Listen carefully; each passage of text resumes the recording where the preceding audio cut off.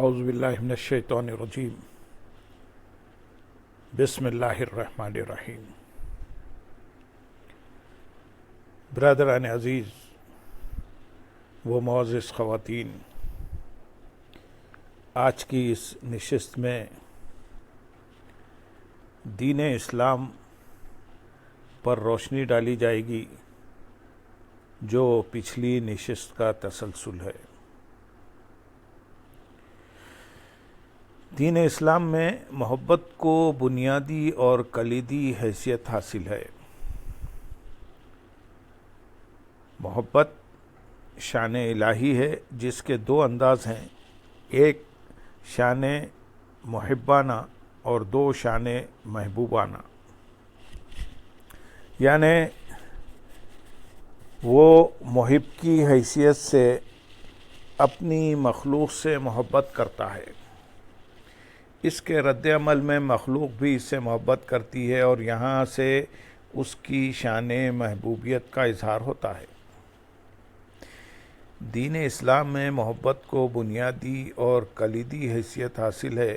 جو دعویٰ ایمان محبت سے خالی ہے وہ سرے سے ایمان ہی نہیں گردانا جاتا، اور جس عقیدے کا خمیر محبت سے تیار نہیں ہوا اس عقیدے کی اسلام میں کوئی گنجائش ہی نہیں ہے۔ قرآن مجید میں ارشاد باری تعالیٰ ہے، سورۃ البقرہ آیت نمبر 165 میں، اور جو لوگ ایمان والے ہیں وہ ہر ایک سے بڑھ کر اللہ سے بہت ہی زیادہ محبت کرتے ہیں۔ اللہ تعالیٰ نے محبت کو ایمان والوں کی پہچان قرار دیا ہے۔ دلوں میں جذبہ محبت کی پیدائش و افزائش خالق کائنات کا ہی احسان عظیم ہے۔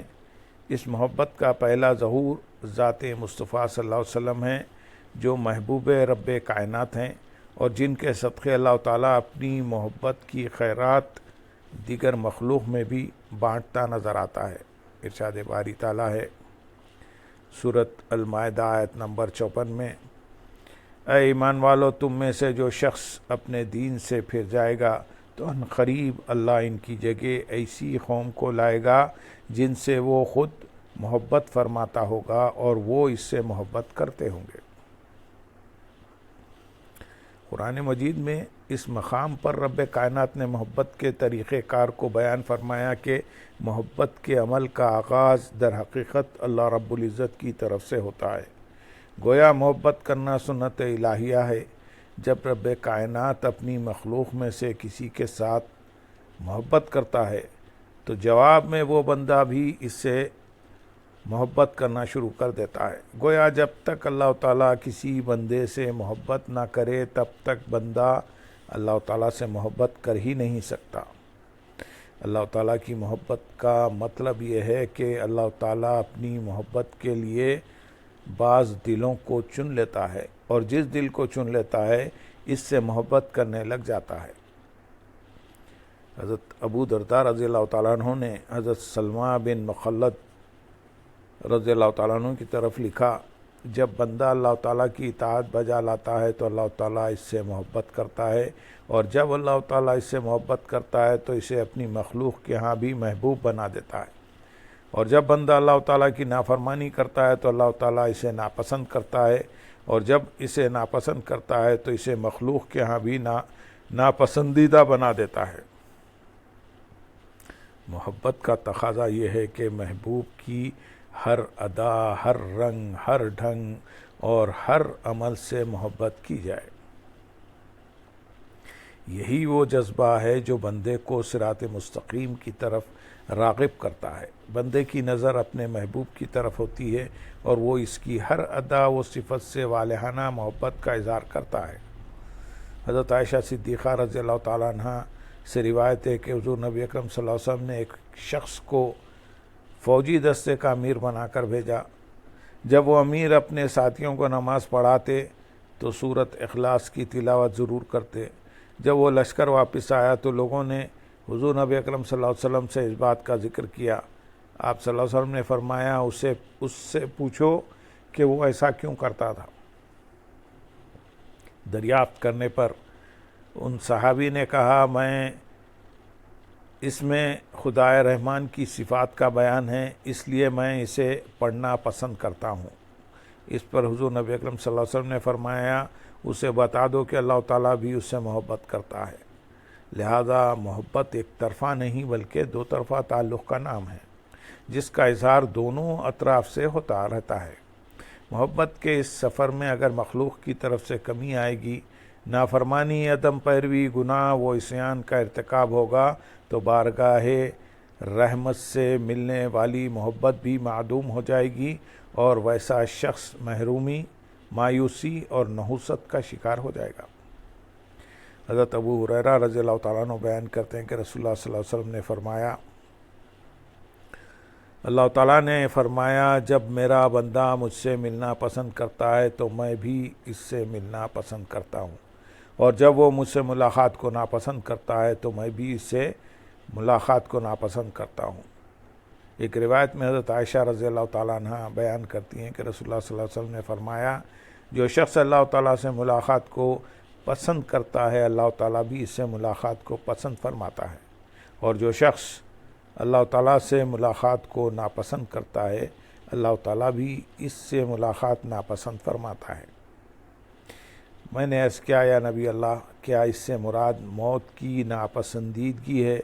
یعنی موت کی ناپسندیدگی اللہ تعالیٰ سے ملاقات کی ناپسندیدگی ہے، جبکہ ہم میں سے ہر شخص طبعاً موت کو ناپسند کرتا ہے۔ آپ صلی اللہ علیہ وسلم نے فرمایا، یہ بات نہیں ہے، لیکن جب مومن کو اللہ تعالیٰ کی رحمت، رضا اور جنت کی بشارت دی جائے تو وہ اللہ تعالیٰ سے ملاقات کو پسند کرتا ہے، جبکہ کافر کو اللہ تعالیٰ کے عذاب اور اس کی ناراضگی کی خبر دی جائے تو اللہ تعالیٰ سے ملاقات کو ناپسند کرتا ہے، اس لیے اللہ تعالیٰ بھی اس سے ملاقات کو ناپسند کرتا ہے۔ اللہ رب العزت کی ذات مبارکہ اپنے بندوں کی طرف ہمہ وقت متوجہ رہتی ہے اور اس انتظار میں رہتی ہے کہ کب میرا بندہ بندگی اختیار کرتے ہوئے میری طرف رجوع کرتا ہے، اور جب کوئی بندہ اپنے مالک و مولا کی طرف متوجہ ہوتا اور محبت کا اظہار کرتا ہے تو رب کائنات اس کے متوجہ ہونے اور اظہار محبت کے بدلے اس سے کئی گنا زیادہ محبت کا اظہار فرماتا ہے۔ اگر انسان کو رب کائنات کی اس والہانہ محبت کا احساس ہو جائے تو وہ دنیا و ما فیہا سے بے نیاز صرف اسی کی طلب اور محبت میں مستغرق رہے۔ لہذا معلوم ہوا کہ اللہ تعالیٰ ہمارا محبوب ہی نہیں بلکہ محب بھی ہے اور اپنے بندوں سے ان سے کہیں بڑھ کر محبت کرتا ہے۔ ارشاد باری تعالیٰ ہے، بے شک اللہ بہت توبہ کرنے والوں سے محبت فرماتا ہے اور خوب پاکیزگی اختیار کرنے والوں سے محبت فرماتا ہے۔ اللہ رب العزت اپنے بندوں کی طرف سے کئی کیے گئے اظہار محبت پر انہیں کس طرح جواب دیتا ہے، اس کی وضاحت حضرت ابو ہریرہ رضی اللہ تعالیٰ عنہ سے مروی اس حدیث قدسی میں ہوتی ہے، جس میں اللہ تبارک و تعالیٰ نے فرمایا، جب میرا بندہ ایک بالش میری طرف بڑھتا ہے تو میں ایک ہاتھ اس کی طرف بڑھتا ہوں، اور اگر وہ ایک ہاتھ میری طرف بڑھتا ہے تو میں 2 ہاتھ اس کی طرف بڑھتا ہوں، اور جب وہ میری طرف 2 ہاتھ بڑھتا ہے تو میں تیزی سے اس کی طرف بڑھتا ہوں، یعنی اس پر اپنی راہیں آسان کر دیتا ہوں اور اس کی محنت اور مجاہدے سے زیادہ اس پر فضل و کرم فرماتا ہوں۔ بات صرف یہیں تک ہی نہیں بلکہ اللہ تعالیٰ کی ذات مبارکہ آخرت میں بھی اپنے محبوب بندوں کی طرف سے اظہار محبت کو پسند فرمائے گا۔ حضرت معاذ بن جبل رضی اللہ تعالیٰ عنہ بیان کرتے ہیں کہ رسول اللہ صلی اللہ علیہ وسلم نے فرمایا، اگر تم چاہو تو میں تمہیں بتا دوں کہ اللہ تعالیٰ مومنوں سے پہلی بات کیا فرمائے گا اور مومن اسے پہلی بات کیا کہیں گے۔ ہم نے عرض کی، جی ہاں یا رسول اللہ صلی اللہ علیہ وسلم۔ آپ نے فرمایا، اللہ عز و جل مومنوں سے فرمائے گا کہ کیا تم میری ملاقات پسند کرتے تھے؟ وہ عرض کریں گے، جی ہاں اے ہمارے پروردگار۔ وہ فرمائے گا، کیوں؟ وہ عرض گزار ہوں گے، اس لیے کہ ہم ملاقات میں تیری معافی اور بخشش کی امید رکھتے تھے۔ اللہ تعالیٰ فرمائے گا، میری بخشش تمہارے لیے طے ہے۔ لہذا دنیا میں اللہ تعالیٰ سے محبت کرنے والوں کو آخرت میں معافی اور بخشش کی صورت میں اجر عطا ہوگا، اور وہ محبوب بندوں کو اللہ تعالیٰ سے ہم کلام ہونے کا شرف بھی حاصل ہوگا۔ یہ سب کچھ اسی محبت کا نتیجہ ہے جس پر دین اسلام کی پوری عمارت قائم ہے۔ اللہم صلی علی سیدنا محمد وعلی آل سیدنا محمد وبارک وسلم، وآخر دعوانا ان الحمدللہ رب العالمین۔ سبحان ربک رب العزت